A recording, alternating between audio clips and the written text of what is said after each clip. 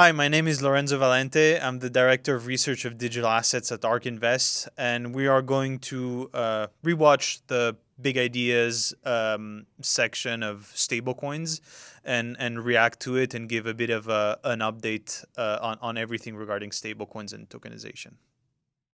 Hello, my name is Lorenzo Valente. I'm the Director of Digital Assets at ARK Invest. And today we're going to talk about big ideas and the biggest takeaways from the digital asset section. Stablecoins have had a record-breaking year in 2024. If we look at the transaction volume of stablecoins across all the blockchains, they've hit almost $16 trillion of volume. To put this into perspective, Visa hit 13 trillion in fiscal year 2024 and MasterCard 8 trillion.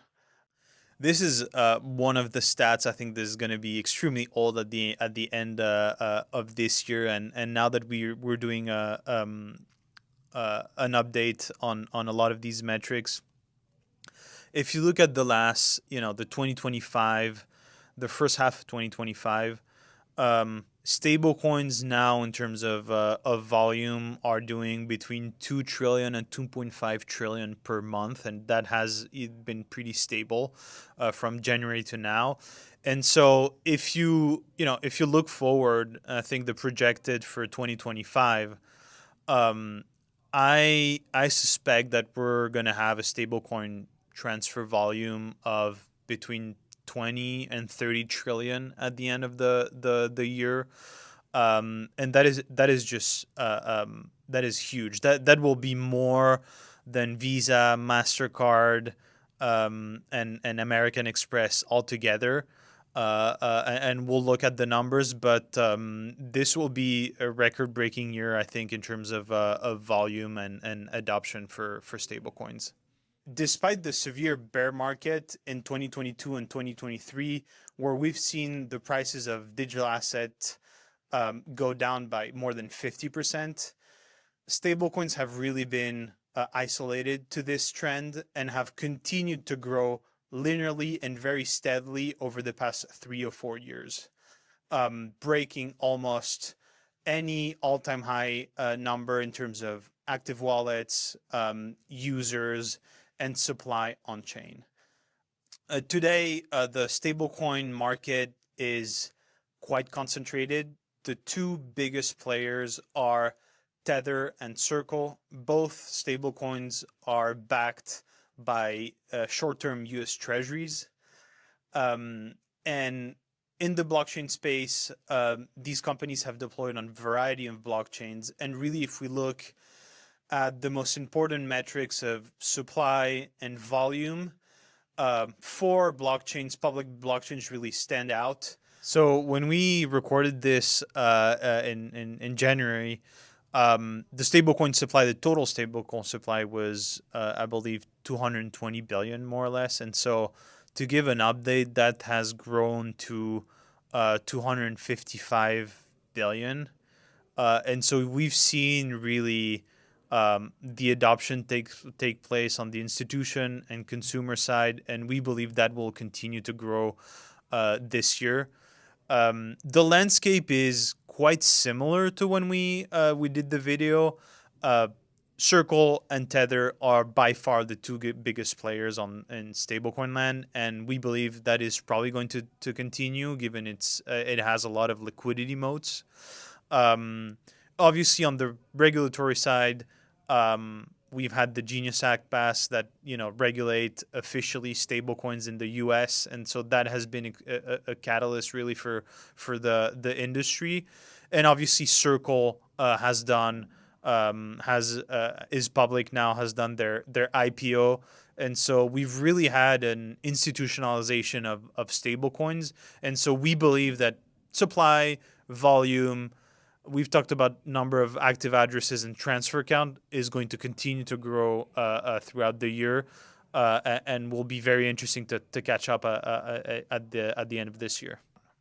The second takeaway from this stablecoin deck is the cash flow generation from these stablecoin projects.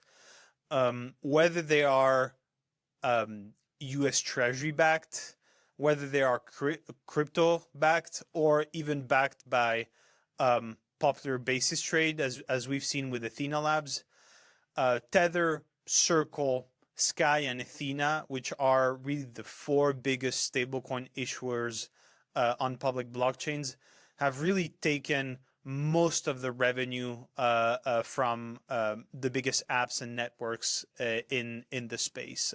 If we look at combine, they account for more than 50% of the actual revenue of applications and network today.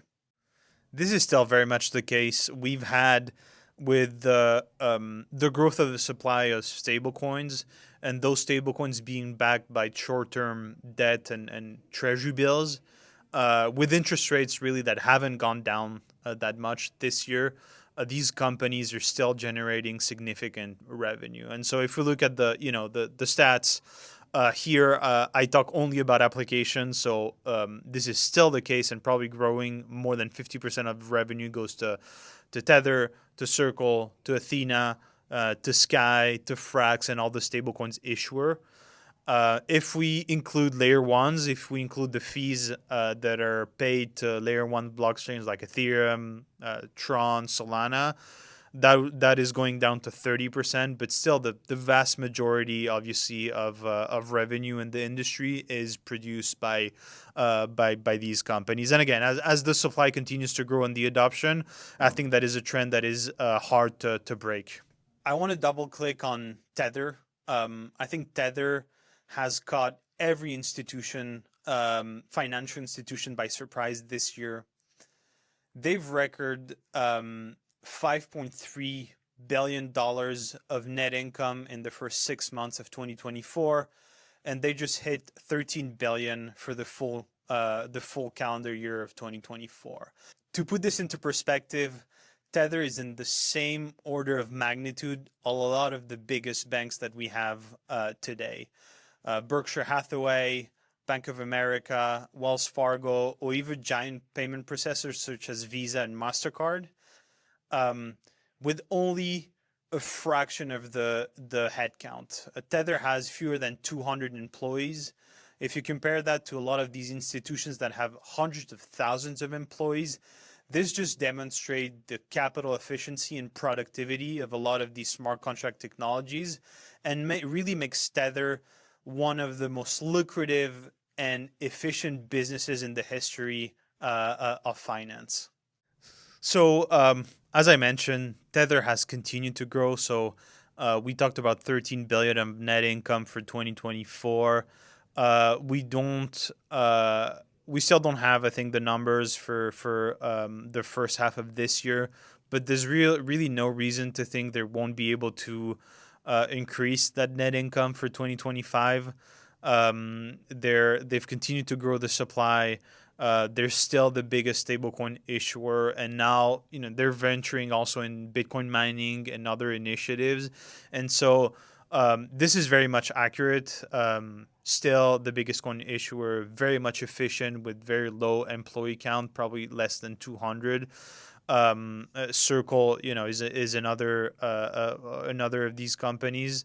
I believe it's going to be very difficult, obviously, to compete with these two companies, and excited to see what the rest of this year is going to look like for these two institutions. As we were saying before, Tether and Circle and a lot of the U.S. Treasury-backed stablecoins are holders of short-term U.S. Treasury debt. If we combine Circle and Tether as one entity, they would be the 20th biggest holder of U.S. Treasury debt in the world. And we believe in the coming 5 years, as we model the growth of stablecoins, they could hit 1.5 trillion of supply, and we could very much end up having one of these companies as one of the biggest holders of U.S. denominated debt in the world. So today, the total stablecoin complex, and I would say the supply of stablecoins um, are now, I think, have passed in terms of holders of treasury bills, and the list that we just talked. There were the 20th. I think now they're the 17th or 18th. Depends a bit on the month, but they basically surpassed South Korea, um, Germany, and Saudi Arabia, and so they're continuing to climb the list. And I think um, that is just very strategic for the U.S. And this has been mentioned this year by Scott Besson and other executives. Um, and so we believe, again, as supply will continue to grow, the stablecoin complex will continue to climb that list, and possibly, by the end of this year, surpass at least two or three more countries. The last takeaway of stablecoins is really on the innovation side. We have seen tremendous demand for US denominated stablecoins in populous emerging markets around the world. Brazil, Argentina, Turkey, Indonesia, a lot of these countries um, need US denominated collateral and savings. And we're seeing innovation on the stablecoin side to try to pass on some of the risk-free yield rate to the stablecoin user. This is really a sector of stablecoins that has grown tremendously in 2024 with different mechanisms and risk profile.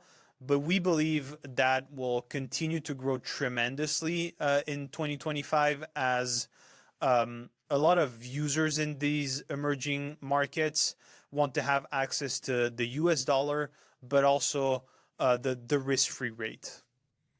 So today, like Sky and Athena are still the biggest stablecoins where you're able to actually, stake and get some yield-bearing equivalent of the stablecoin. Um, with the regulation now of the Genius Act, it's clear that Circle and other stablecoin providers are not going to be able to pass on the yield to the end users, and so a lot of these stablecoin companies and protocols are actually catering to people outside of the U.S. So we think they'll continue to grow. But right now, obviously, with the dominance of Tether and Circle, I think that will continue to be really outside in emerging markets in Latin America, and probably Asia. But we're very excited to see new innovation regarding stablecoins.